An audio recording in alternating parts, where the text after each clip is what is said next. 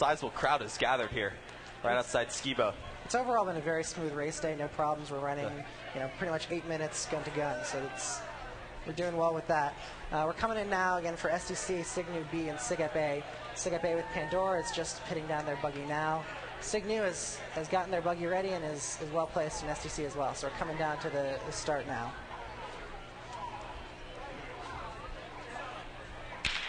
And we're off. And it looks as though SigEp A is taking a strong lead up hill 1. Pushing hard. SDC A is close though. SDC A is pulling ahead now. Coming up to hill 1, hill 2. SDC A is taking the lead. SigNu B behind them. Coming up hill 1, it's a long hill. Stalled run by SDC A to start with, which is what you'd expect here from the defending champion. Right, and SigEp A is making a strong contention for it as well. SDC now pushing into the free roll, going down Shenley Drive. It looks like SDC A is off as well, and we're expecting SigNu B in just another couple seconds. So we're going down the free roll, and we'll see them coming around. So it looks like SDC A with the lead thus far, SigEp A following, and SigNu B in third thus far. Yeah, and SDC A is coming up now to Panther Hollow and Phipps Conservatory, going around the corner there. Keeping it real close to the curbs, a nice tight line through there, through the free roll. They're coming now down towards the monument. They're going to look for their flagger, who's going to give them an aiming point and the indication that everything's okay. It looks like SCCA has opened up a large margin here between the other two buggies. Yeah, it looks like 30, 40 feet at least. Smooth on the chute there. Very smooth and nice tight turn. And they've got a really sizable lead. So they're going to pick it up now at hill 3 with their pusher. So SDC A on hill 3, Adrian Paher. And it looks like SigEp also just picked up their buggy. But they're almost a whole hill behind. Yeah, a little trouble with the transition there for SigEp A, and finally they get it to hill 3. SigEp in some bright orange and red shirts today. Yeah. These three buggies are well spaced out on the course here. This SDCA is already on hill 4, and now finally SigEp A gets to hill 4, and it looks like SigNu B is still on hill 3. SigNu has fallen behind out of our vision, so they're well behind SDC and SigEp. But SDC now is coming up.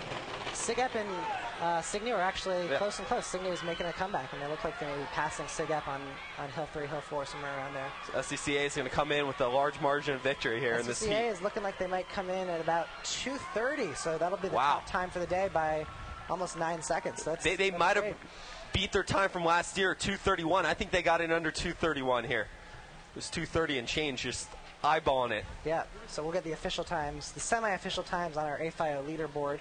And a pretty tight race for second place, looks like. Looks like they come uphill 5. So SigEp's retaining about a 20-30 foot lead over SigNu, it looks like. So they're going to come uphill 5.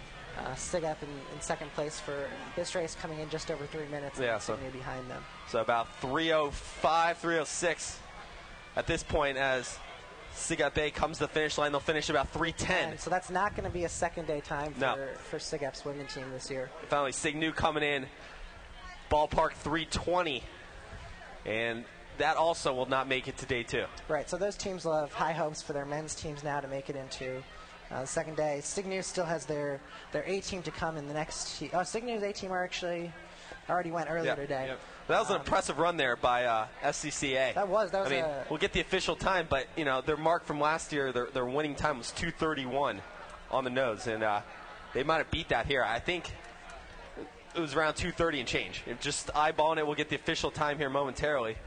But that's a pretty impressive race on day 1, huh, Johnny? Yep, definitely an impressive run for SDC.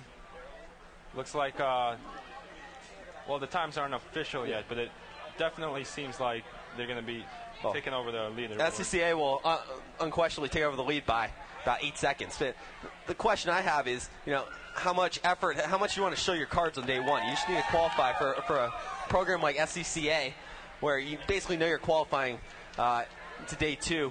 How much do you want to show your hand on day 1? Right. Because it really doesn't matter how you finish here. You got to finish as long as you're first place, second day. Safe, right. So big thing here is to get a good qualifying time in and to avoid disqualification. We saw that with SDC A last year, that they had a great time in day one, but they weren't touching the push bar when they crossed the finish line. So their A team didn't make it to day 2 last year, even though they had a great time. So the drop tests are being administered at this point. How often do teams fail drop tests, Noah? I'm not sure of a real statistic. It's pretty uncommon to see it happen, but it's not that uncommon. I know last year we saw a couple teams that had good runs, and then the drop test